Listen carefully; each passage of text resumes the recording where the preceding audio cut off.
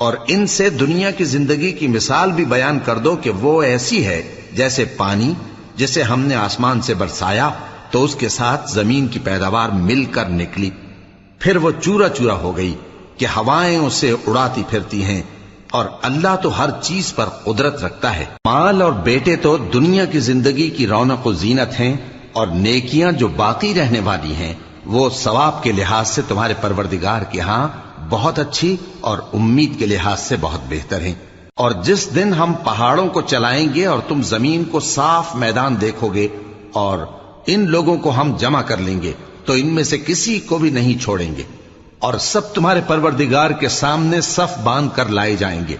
तो हम इनसे कहेंगे कि जिस तरह हमने तुमको पहली बार पैदा किया था उसी तरह आज तुम हमारे सामने आए, लेकिन तुमने तो यह ख्याल कर रखा था कि हमने तुम्हारे लिए क़यामत का कोई वक्त मुकर्रर ही नहीं किया।